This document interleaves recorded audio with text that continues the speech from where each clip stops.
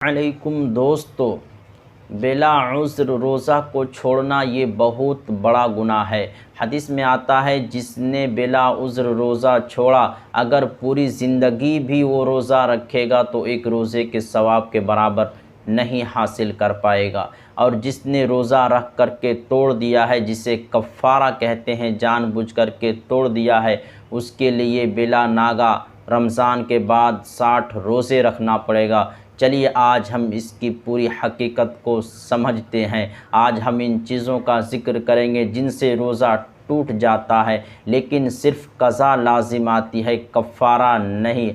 आज हम आपको आसान ज़ुबान में कफ़ारा क्या है और क़ज़ा क्या है और ये कब वाजिब होते हैं, ये भी आपको बताएंगे। सबसे पहले क़ज़ा, इसका मतलब ये है कि एक रोज़े के बदले एक रोज़े रखना पड़ता है। और कफ़ारे का मतलब ये है कि आपको मुसलसल 60 दिन बेला नागा रोज़ा रखना पड़ता है। और कफ़ारा कब वाजिब होता है? अगर किसी ने रोज़े की नीयत करने के बाद जानबूझकर बिला उज़्र सिर्फ़ खाने पीने की रग़बत और लज़्ज़त के बिना पर खा लिया और रोज़ा तोड़ दिया। फिर वो रग़बत खाने पीने किसी भी चीज़ हो सकती है, सिर्फ़ सालन रोटी नहीं बल्कि खाने पीने की कोई भी चीज़ हो सकती है। दूसरा, शहवत के बिना पर बीवी से हम बिस्तरी की, ऐसे शख्स पर रोज़े की क़ज़ा के साथ साथ कफ़ारा भी वाजिब हो जाता है। यानी रमज़ान के बाद उसे मुसलसल 60 रोज़े रखना होगा। अगर वो नहीं रख सकता है तो 60 रोज़े तो फिर उसे 60 मिस्किनों को 2 टाइम पेट भरकर खाना खिलाना होगा। ग़ुलाम आज़ाद करने का मसला हिंदुस्तान में नहीं है, इसलिए इसे बयान नहीं कर रहा हूँ। लेकिन कफ़ारे का मसले में एक अहम बात याद रखें कि कफ़ारा उसी वक्त लाजिम होता है जब आदमी नीयत करने के बाद, यानी रमज़ान के रोज़े की नीयत करने के बाद, यानी दोनों काम कर ले, उसके बाद उस पर कफ़ारा लाजिम होता है। अगर नीयत करने से पहले ये काम कर दिए तो गुनाह तो होगा, लेकिन सिर्फ़ क़ज़ा लाजिम आएगी, कफ़ारा नहीं। हम इन दो बातों का ज़िक्र करेंगे जिनसे तो रोज़ा टूट जाता है, लेकिन सिर्फ़ क़ज़ा लाजिम आती है, कफ़ारा नहीं। नंबर 1, वज़ू या गुस्ल में कुल्ली करते वक्त बेइख्तियार हलक में पानी चला गया, यानी रोज़े तो याद था लेकिन गलती से पानी चला गया तो रोज़ा टूट जाएगा। और अगर रोज़ा याद नहीं था तो रोज़ा नहीं टूटेगा। तो ऐसी हालात में सिर्फ़ क़ज़ा वाजिब होगी, कफ़ारा नहीं। गलती और भूल में फ़र्क है। नंबर 2, नाक में या कान में तेल या दवा डालने से रोज़ा टूट जाएगा, सिर्फ़ क़ज़ा वाजिब होगी, कफ़ारा नहीं। हालांकि इसमें इख्तिलाफ़ है, लेकिन फ़तवा इसी बात पर है कि रोज़ा टूट जाएगा। नंबर 3, कोई आदमी गलती से रोज़ा तोड़ दे तो सिर्फ़ क़ज़ा लाजिम आएगी, कफ़ारा नहीं। नंबर 4, मसोड़ों के जड़ों से निकले हुए खून को निगल गए तो रोज़ा टूट जाएगा, क़ज़ा वाजिब होगी, कफ़ारा नहीं। नंबर 5, रोज़े में अगर अगरबत्ती या लोबान का धुआं जानबूझकर अंदर लिया तो उससे रोज़ा टूट जाएगा, क़ज़ा लाजिम आएगी, कफ़ारा नहीं। नंबर 6, ये समझकर सहरी की कि वक्त बाकी है और ये समझकर इफ्तारी की कि वक्त हो गया, हालांकि ये वक्त नहीं हुआ था तो रोज़ा नहीं होगा, क़ज़ा वाजिब होगी, कफ़ारा नहीं होगी।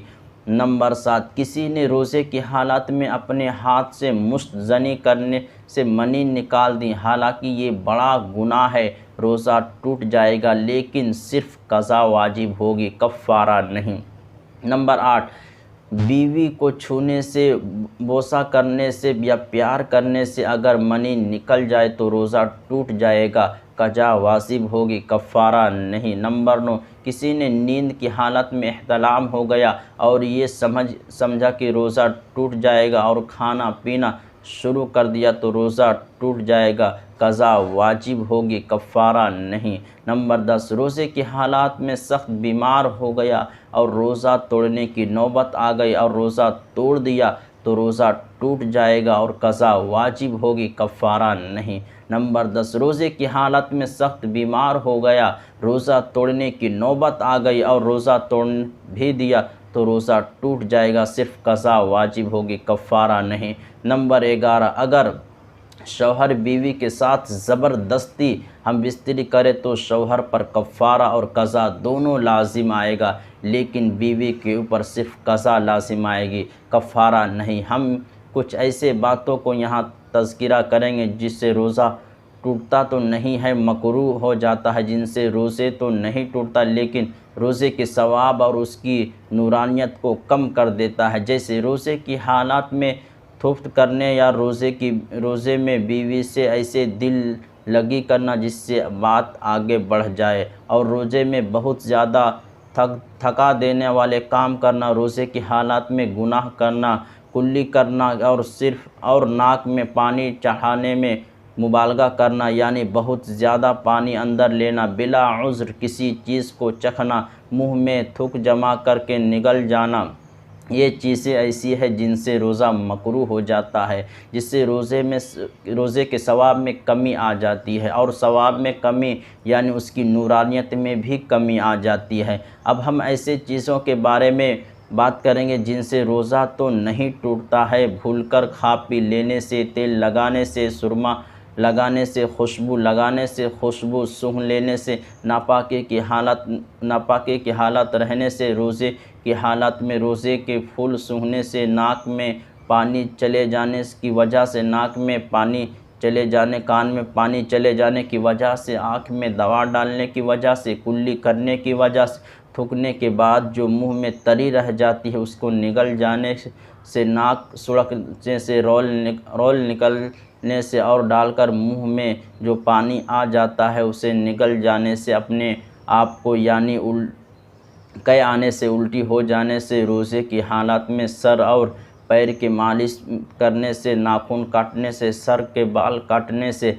ज़ेर नाफ के बाल काटने से, माज़ी के निकल जाने से, रोज़ा में खून टेस्ट कराने से, रोज़े में खून देने से, इन सब बातों से रोज़ा नहीं टूटता है, रोज़े में कोई फ़र्क नहीं आती है। लेकिन बहुत सारी ऐसी बातें हैं, इसे एहतियातन करना अफजल है, अव्वल है। आज के लिए इतना ही, फिर अगले वीडियो में मिलते हैं। अस्सलामु अलैकुम व रहमतुल्लाहि व बरकातहू।